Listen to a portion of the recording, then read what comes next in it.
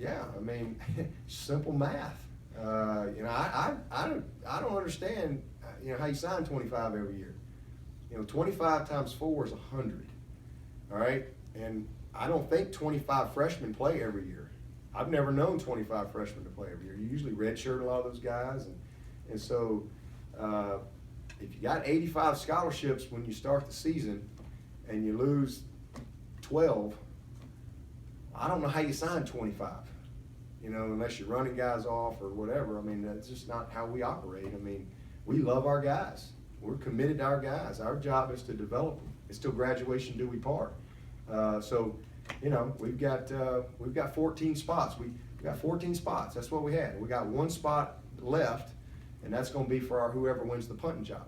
We're going to have a heck of a little punting competition, and whoever wins it's going to get that scholarship in the fall. But we had 14 to give. That's what we had. And, you know, again, like I said, next year we got 9 seniors, and we had one guy leave the program. So I've got 10 scholarships in my pocket for 2018. And again, you evaluate your sophomore class. That'll be juniors.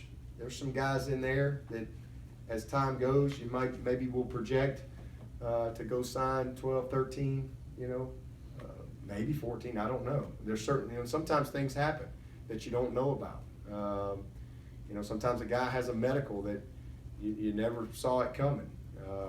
You know, sometimes a guy will just leave your program. You didn't see that coming. So that can affect your number. But for us, we don't project all that. We just, here's our number, it's what we recruit to. And we're very disciplined to that. And we believe in developing our players. I mean, this is a developmental sport. And we pour into these guys. I always tell them, man, hey, just, you know, good wood will burn once it's lit. You know, sometimes it just takes a little longer to get it lit. You know, Marcus Edmond, good wood. Just took a little bit longer to get it lit a little bit. There's a lot of guys like that. Ryan Carter, C.J. Fuller. I mean, our roster's full of good wood. Jadar Johnson, that sometimes takes a little bit longer. Sometimes you get some good kindling in here, just right out of the gate, just a big old flame. Other times it takes a little longer. And our job is to nurture that. So, you know, we're very much a developmental program, and that's why our guys graduate. I mean, that's why we've got unbelievably uncommon graduation percentage here, because guys stay. I mean, you just look at the draft this year. You got 103 juniors that have come out early for the draft, and only 8 of the 103 have a degree, and 4 of the 8 are from Clemson. And not just 4 guys leaving there. I mean, you're talking about Deshaun Watson, Wayne Gallman, Mike Williams, and Artava Scott. 2 of them graduated in 3 years. That's just the culture that we have. So our guys graduate, they stay, and it's awesome. You got a guy like Crowder who could have left, who comes back for his 5th year. Same thing with Carlos Watkins this past year.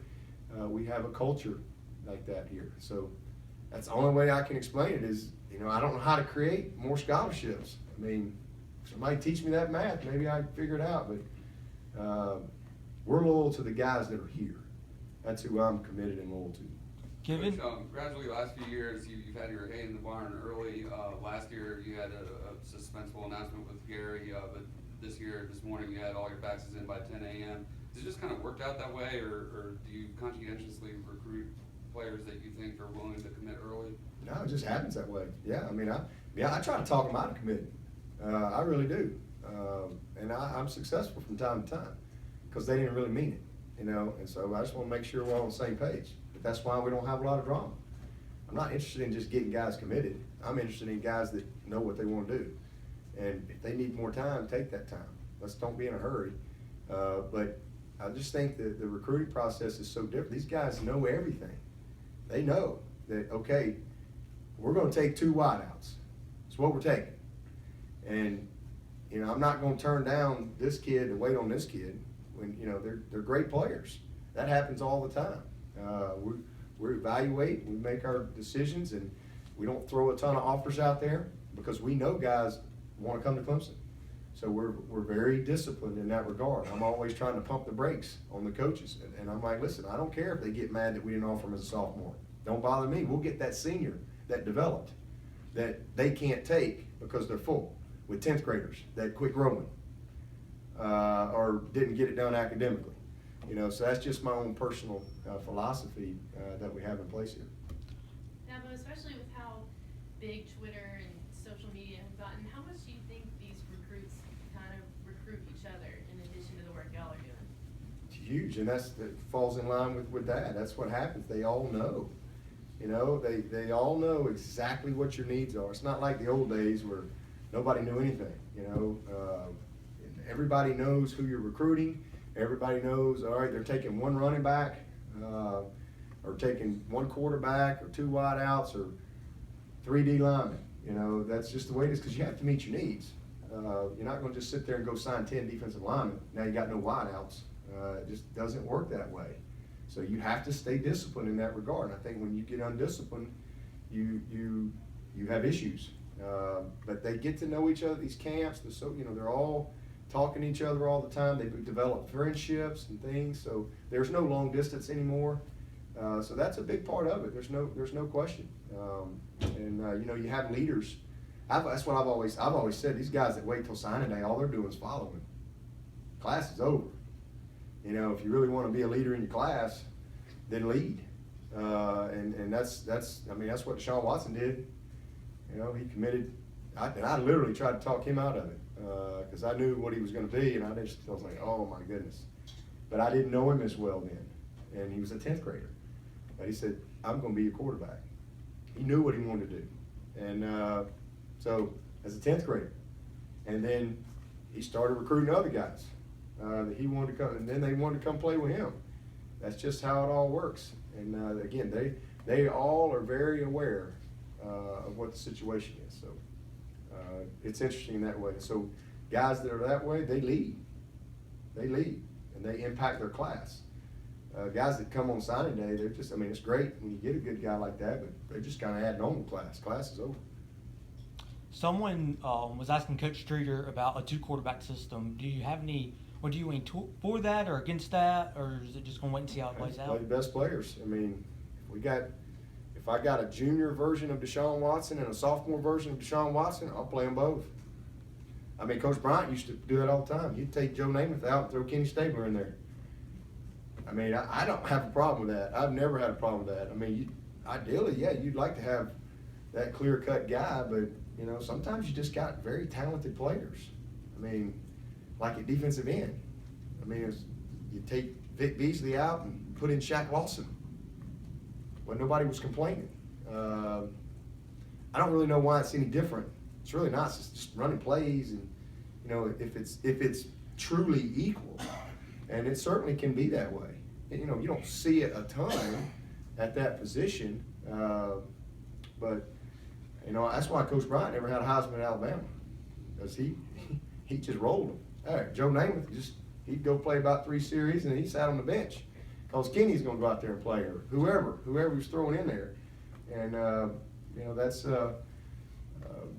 there's nothing wrong with having a bunch of great players, and if we got 2 guys that can win at a high level, I have no problem at all with it.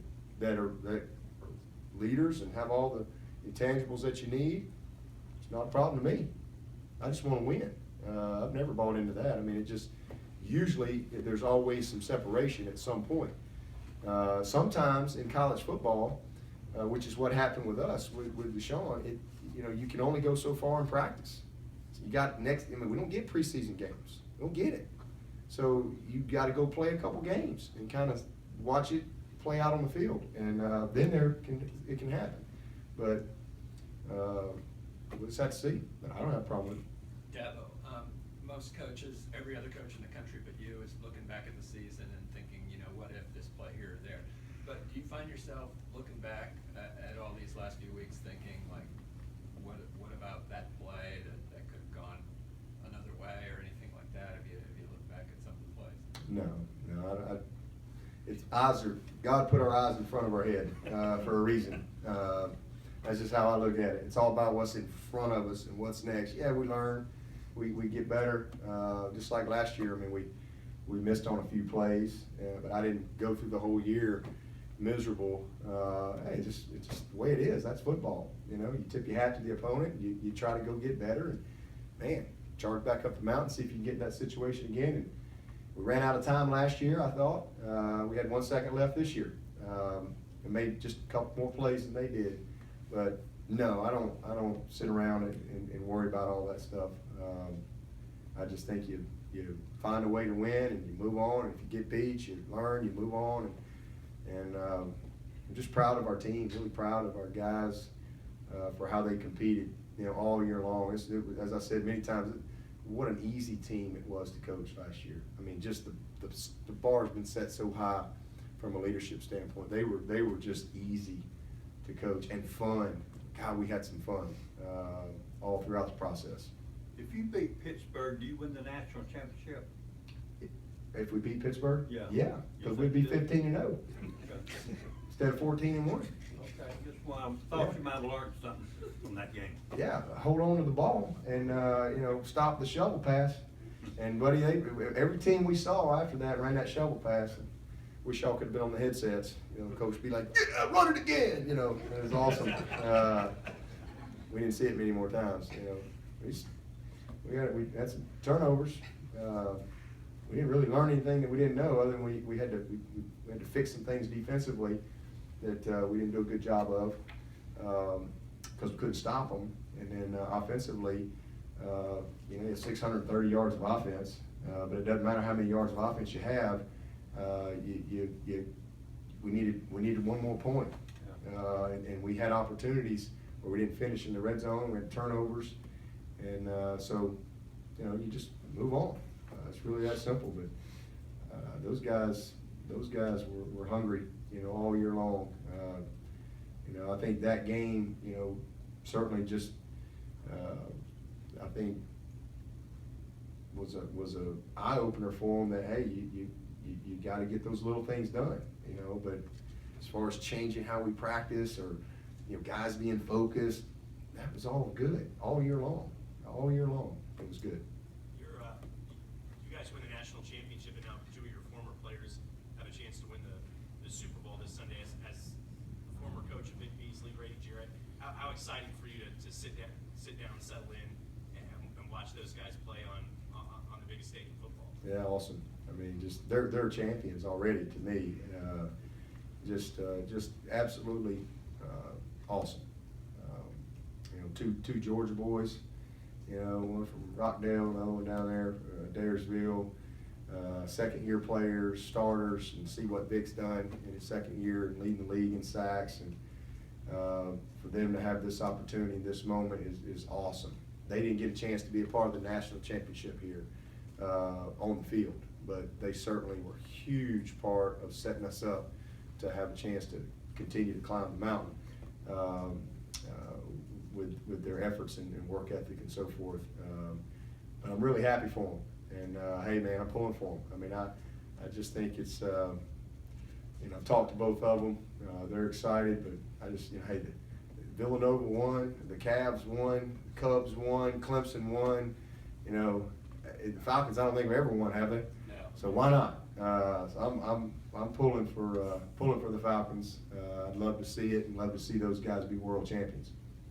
Anything else? What are the biggest advantages both in recruiting and just on a day-to-day basis of being in this new facility?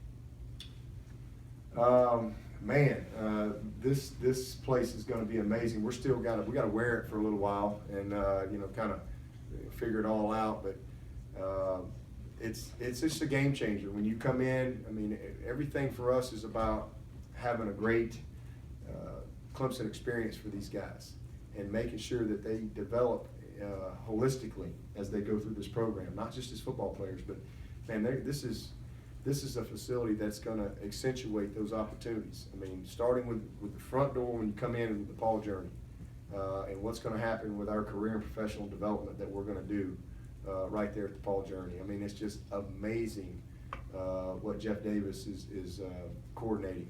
He and Allison down there. I'm just so proud of how we have formulated that, and what it's going to be able to do for our current players and our former players. It's just amazing. So that's what it's all about. It's about developing champions, and then the building it just sets the standard. We talk about best as the standard. I don't think there's anything better. We want them to have fun. We want them to enjoy it. They're going to compete every day in this building. There's going to be competition going on every single day, and great things come from competition. These players will have a dorm. There's no dorm. It's not like they all live together, you know, or anything like that. And you get into this situation, you know, where guys are with their position group.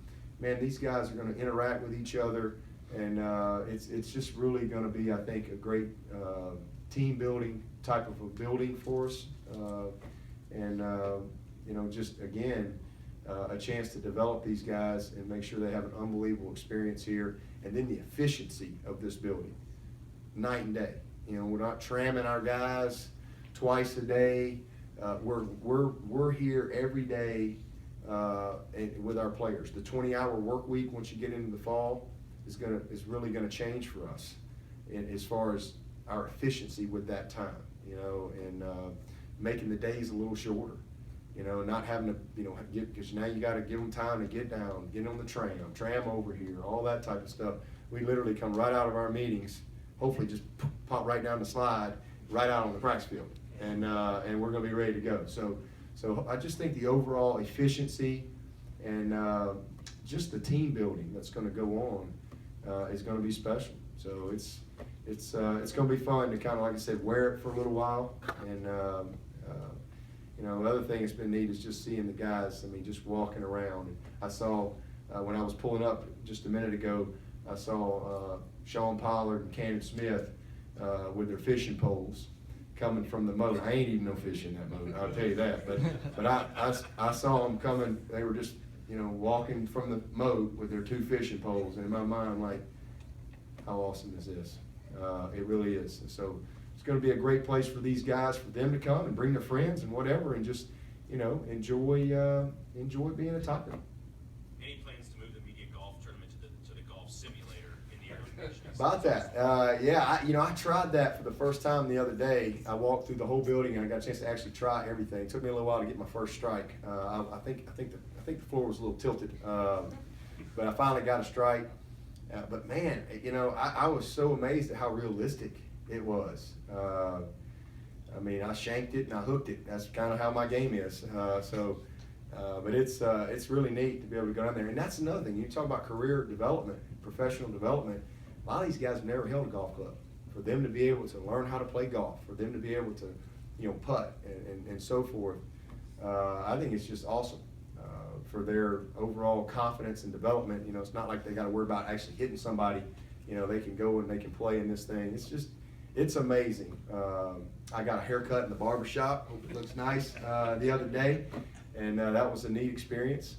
The dining hall is amazing. We had our junior day and Saturday, and that was really the first time to really, we did boxes everywhere, but it was the first time to just kind of be here, and the reaction from that and just the flow of it and the experience of it was amazing. You know, we're very, very blessed to have this facility, and we're going to take great care of it. I don't have any doubt it's going to be a huge impact. But as I said earlier, I don't care what kind of building you build.